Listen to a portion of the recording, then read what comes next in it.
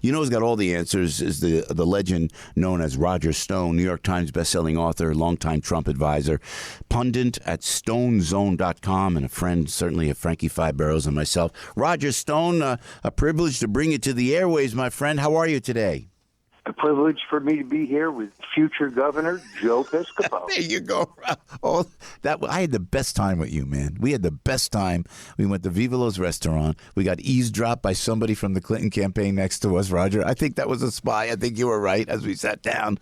But then you got me onto some shows. You know, ever since you put me on Alex Jones' show, which is quote unquote the alt-right, Roger Stone, the alt-right, you know, and like more people have joined my show because of you putting me on that show, Roger. So thanks for that, man.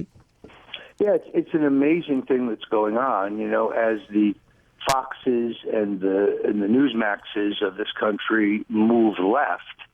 They're creating a vacuum, which Infowars.com, among others, is very quickly filling because it's supply and demand. If you don't get what you like at one place, you're going to move to someplace else. Yeah. You look good, too, man. You working out, Roger? What did you tell me? You've been so busy getting those 1:30 a.m. phone calls from Mr. Trump. Have you been working out or running or something? I got to tell you, I banged my knee not long ago, and I got an ice bag on it right now, and it's still not quite right. So the cardio I've had to lay back on a little bit, which means I also got to lay back on the pasta. So it's a little disappointing. But let me just say, my upper body strength is what it was. Yeah, that is awesome. Well, you look great no matter what you're doing, Roger. What are we looking for Sunday? Donald Trump in a town hall setting. This should be work to his advantage, right, Roger? Well, you know, the expectation games is everything in these debates. So I would say to you, Joe, I mean, let's face it, Hillary Clinton is a champion debater. She's won debate after debate. Bernie Sanders, Barack Obama, and Donald Trump. You know, I would say if the guy manages to get behind the podium, he won the debate. You follow me? Yeah. In other words, I think the expectation for him is very low. And Trump is a competitor who, in my experience, has always performed in the crunch.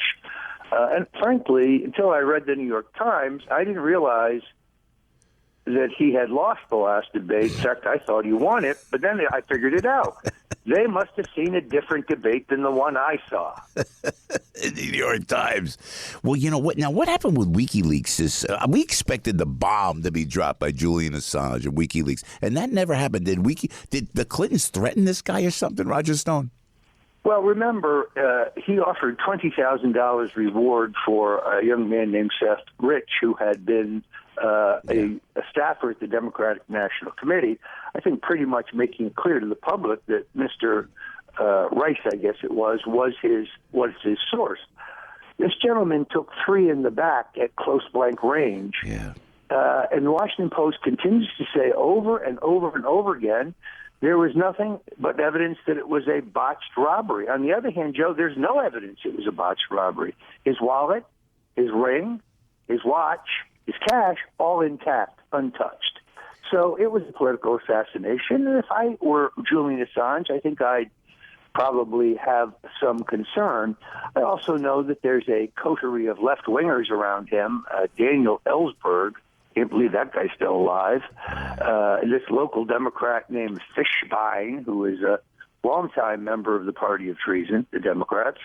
And I think they are deeply concerned that his revelations may hurt Hillary more than Trump. Now, there's a new narrative going on today. People keep saying, well, how do we know Assange doesn't have something on Trump? Well, you know what? If he does, by all means, he should release it. I mean, let's face it, Donald Trump has been running the country for the last 30 years. Let's see how badly he screwed up. Whoops. Hey, Roger Stone, you told me some great Richard Nixon stories. And really, when I think about it, Hillary's getting away with things that they impeached Nixon for. They threw Nixon out of office for that. I mean, you can compare the two, can you not, Hillary and Nixon? The old man would be spinning in his grave if he saw what they've gotten away with. I mean, you know, he almost got blown out of the 1952 race for vice president because they found that he had a fund that was voluntarily contributed of about $17,000, mostly rich people in California. and they had used it to augment his travel schedule because he felt that he should not be using taxpayer dollars if he went from California, Chicago, let's say, to make a speech. Yeah. And the speech was political.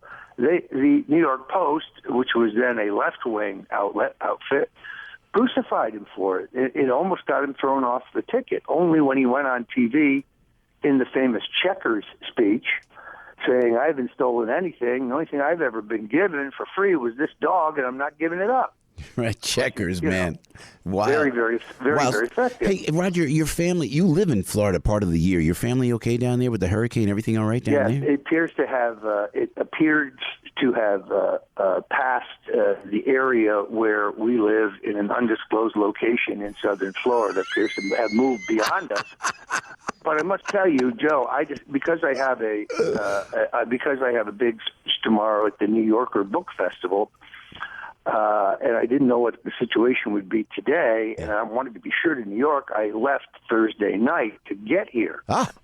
This was like being a Syrian refugee. I mean, I went from a plane to a bus to a plane. Really? No water, no food. I ran out of cell phone battery. Wow. It took me somewhere around 15 hours to get here.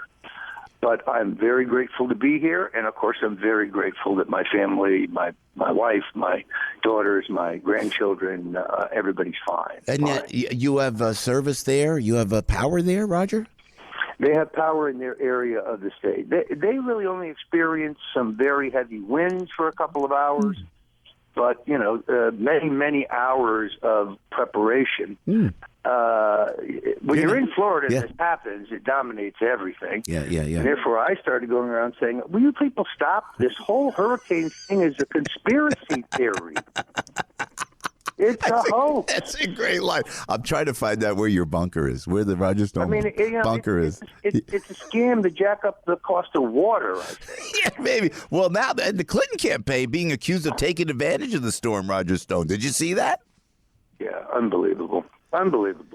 Which she ran ads on the Weather Channel, or they ran ads, and they finally pulled them. They finally pulled them, correct?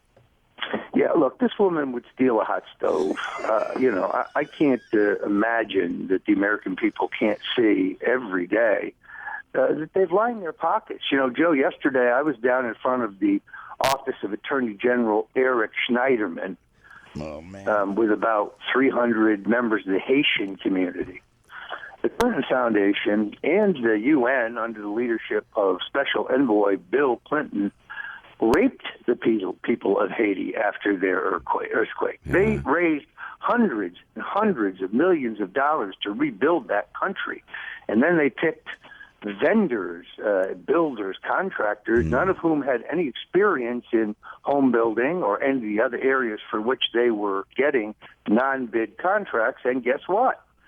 Nothing got built. Nothing. The place is a disaster, as it was immediately after the earthquake. Now these poor people get hit again in this hurricane, and it just it rips large the way the Clintons raped the people of Haiti and how they stole all the money. Roger Stone with Piscopo in the morning. Great talking to Roger Stone, 937. We'll let you go, Roger. Last week we saw FBI Director James Comey testify before Congress and Congressman Gerald Nadler, and they used the opportunity to ask Comey questions about you. Why did he attack you out of nowhere, do you think? Let me say this. Joe McCarthy would have been really proud of him. It was a total smear job. I mean, in essence, he asked the FBI director whether he was investigating Roger Stone because I'm a foreign agent and I'm working for the foreign agent Julian Assange. Well, number one, Assange is not a foreign agent. He's just a person. Yeah. He don't work for any government or any state. Yeah. And I certainly don't work for Assange.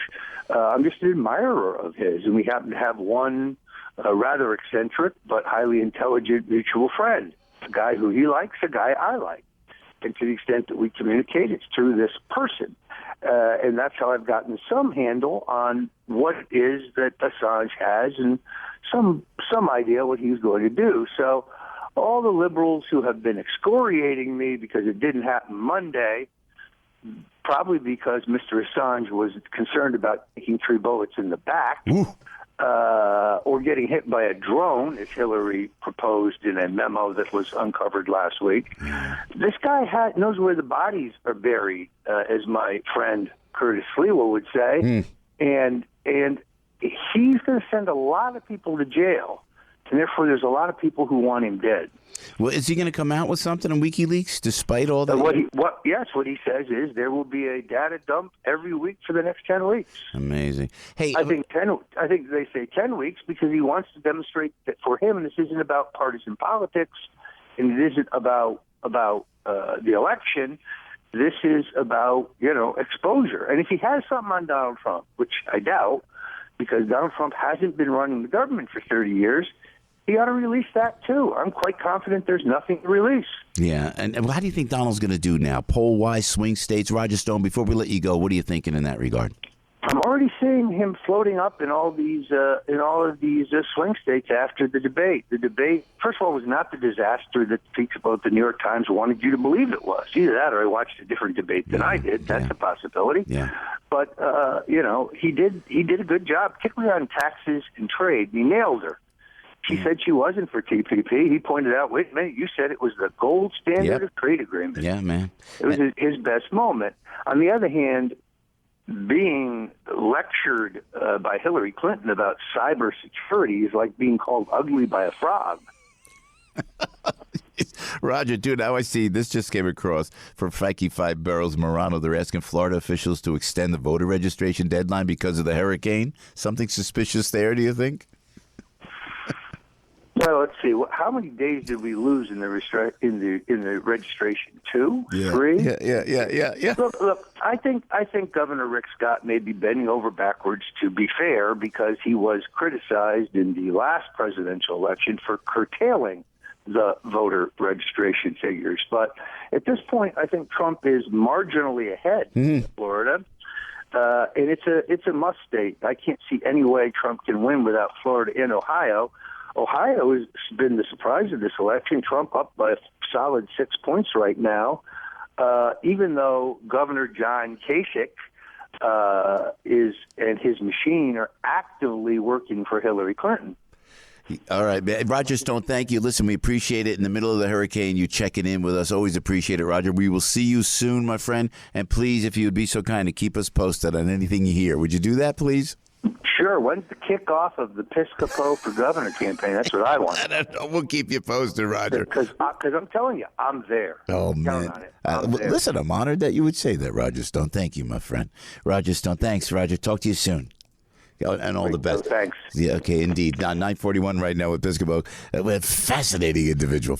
I'm sorry for going way long. It's 9:42 right now.